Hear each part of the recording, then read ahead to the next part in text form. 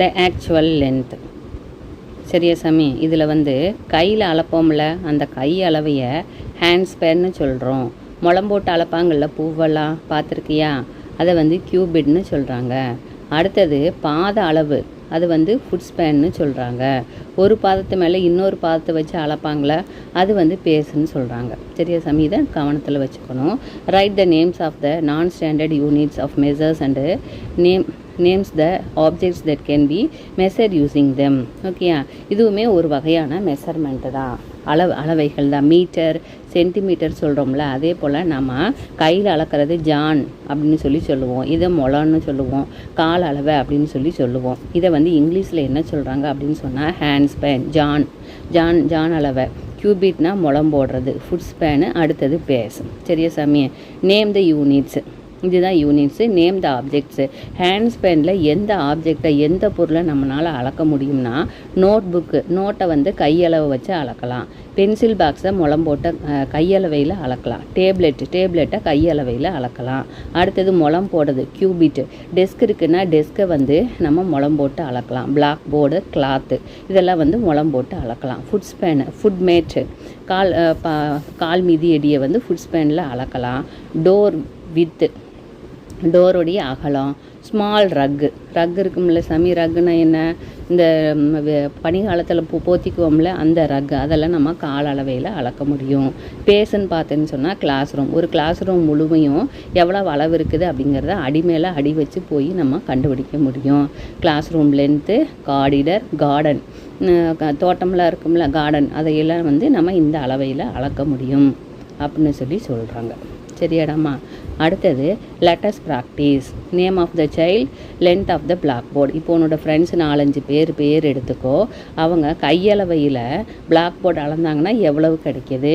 அடுத்தது முளம் போட்டால் எவ்வளவு கிடைக்கிது? பென்சில் வச்சு அளந்தாங்கன்னா எத்தனை பென்சில் அளவு கிடைக்கிது அப்படிங்கிறத எழுதணும். சரியா? இது வந்து உன்னோட கிளாஸ் ஸ்டூடெண்ட்டை பொறுத்தது. அடுத்தது டிக் த கரெக்ட் ஆன்சரை டிக் பண்ணு. For which of the following unit you get the same measurement. ஒரே மாதிரி மெஷர்மெண்ட், ஒரே அளவுள்ள மெஷர்மெண்ட் எதில் கிடைக்கும்? ஜான் அளவிலையா அல்லது முளத்திலையா அப்படின்னு சொன்னால் பென்சிலில் வச்சு அளக்கிற போது நமக்கு ஒரே அளவிலான அளவீடு வந்து கிடைக்கும்.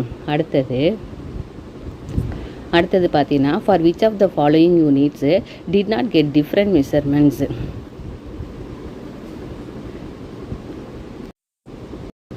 சரியா சாமி? டிஃப்ரெண்ட் மெஷர்மெண்ட்ஸ் அப்படின்னு சொன்னால் வேறுபட்ட அளவீடு தரக்கூடியது எதுன்னு சொன்னால், முளம் போடும்போது ஒருத்தர் ஹைட்டாக இருக்கிறவங்களோட கை ஹைட்டாக இருக்கும், கொஞ்சம் குள்ளையாக இருக்கிறவங்களோட கை குள்ளையாக இருக்கும். அப்போ நமக்கு வந்து டிஃப்ரெண்ட் மெஷர்மெண்ட்டு கிடைக்கும். அடுத்தது, do we need a uniform standard unit to get the same measurement for everyone. Uniform standard unit இருக்குதா நம்மக்கிட்ட அப்படின்னா இருக்குது. மீட்டர், சென்டிமீட்டர் அப்படிங்கிற அளவீடுகள் வந்து யூனிஃபார்மாக எல்லா கண்ட்ரிலும் பயன்படுத்துகிறாங்க. சரியாடாமா? இதுதான் இந்த பார்ட்டுக்கு ஆன்சர். அடுத்தது லெட்டஸ் லேர்ன். மீட்டர்லாம் பார்த்தியா? அம்மா வந்து துணி எடுக்கிற போது அவங்க இந்த மாதிரி இந்த டேப் வச்சு மீட்டரில் தான் அளந்து தருவாங்க. ஓகேயா? ஸோ இதில் வந்து பிளாக் போர்டு எத்தனை மீட்டர் இருக்குது, கிளாஸ் ரூம் வால் எத்தனை மீட்டர் இருக்குது, கபோர்டு எத்தனை மீட்டர் இருக்குது, விண்டோ, வராண்டா, இதெல்லாம் உன்னோட கிளாஸ் ரூமை பொறுத்து, ஒருத்தர் கிளாஸையும் பொறுத்து, ஒரு ஊரையும் பொறுத்து இது வந்து வேறுபடுது. உங்களோட கிளாஸ் ரூமை பொறுத்து வேறுபடும் தங்கம். நீ வந்து உன் கிளாஸ் ரூம் அளவை இங்கே எழுத வேணும். அடுத்தது லெட்டஸ் டூவில் இப்போது tick the correct option for the length of the object. இந்த டென்னிஸ் பேட் வந்து எவ்வளவு இருக்கும் அப்படின்னு சொன்னால் லெஸ் தென் 1 மீட்டர், 1 மீட்டருக்கும் கம்மியாக இருக்கும். இது என்னடா தங்கம்? பிளாக் போர்டு பார்த்தேன்னு சொன்னால் 1 மீட்டருக்கும் அதிகமாக இருக்கும். அடுத்தது இது என்ன? Typewriting machine. இது எப்படி இருக்குதுன்னு சொன்னால் லெஸ் தென் 1 மீட்டர், 1 மீட்டருக்கும் கம்மியாக இருக்கும். பார்த்தீங்கன்னா பாய் இருக்குல்ல தங்கம், பாய் இப்படி இருக்குது, 1 மீட்டருக்கும் அதிகமாக இருக்கும். அடுத்தது உன்னுடைய நோட் புக்கு குட்டியூண்டாக தானே இருக்குது. So that less than 1 metre, 1 மீட்டருக்கு கம்மியாக இருக்கும். நீ உட்கார்ற பெஞ்சு எப்படி இருக்கும்? மோர் தென் 1 மீட்டர், 1 மீட்டருக்கும் அதிகமாக இருக்கும். சரியாடாமா? இந்த மெஷர்மெண்ட்டு கேட்குறாங்க, எது எவ்வளோ இருக்குதுன்னு சொல்லி நம்ம எழுத வேணும். Let us explore. Observe the length of the object in your home and write their names in the table. பார்த்தீங்கன்னா 1 மீட்டருக்கு கம்மி, அதிகம், மோர் தென், அதிகமாக இருக்கிறது அப்படின்னு சொன்னால் மேட்டு, ரக்கு, நம்ம போர்வை சொல்லுவோம்ல சாமி, அது. அடுத்தது டேபிள் டாப், புக்கு இதெல்லாம் வந்து 1 மீட்டருக்கு அதிகமாக இருக்குது. லாங் பெஞ்சு இதெல்லாம் வந்து வீட்டில் 1 மீட்டருக்கு அதிகமாக இருக்கக்கூடியது. லெஸ் தென் 1 மீட்டர் வீட்டில் என்ன இருக்குது? ஸ்பூனு சின்னதாக தான் இருக்குது, 1 மீட்டருக்கு கம்மி. பென்சில் பாக்ஸு 1 மீட்டருக்கு கம்மி. ஸ்டூல் STOOL ஸ்டூல் ஸ்டூல்லாம் பார்த்தீங்கன்னா 1 மீட்டருக்கு கம்மியாக இருக்கும். எரேசர் இது வேணாம் கண்ணு, எரேசர் வச்சுக்கலாம். எரேசர் வந்து 1 மீட்டருக்கு கம்மியாக இருக்கும். நோட்புக் வந்து 1 மீட்டருக்கும் கம்மியாக இருக்குது. சரியா? 1 மீட்டருக்கு கம்மியாக இருக்கிற ஆப்ஜெக்ட், 1 மீட்டருக்கு அதிகமாக இருக்கிற ஆப்ஜெக்ட், வீட்டில் இருக்கிற பொருளோட நேம்ஸ் எழுத சொல்கிறாங்க, எழுதிடுறோம். அடுத்தது let us practice. Tick the correct option to find the length of the object. கொடுக்கப்பட்ட இந்த ஆப்ஜெக்டை நம்ம எதன் மூலமாக மெஷர் பண்ணலான்னு கேட்குறாங்க. இது என்ன எப்படி இருக்குது அப்படின்னு சொன்னால், மோர் தென் ½ மீட்டர், அரை மீட்டருக்கு அதிகமாக இருக்குது. லெஸ் தென் ½ மீட்டர், அரை மீட்டருக்கும் கம்மியாக இருக்குது இந்த உருளை. அடுத்தது இந்த ரைட்டிங் பெஞ்சு மோர் தென் ½ மீட்டர், அரை மீட்டருக்கு அதிகமாக இருக்கும்.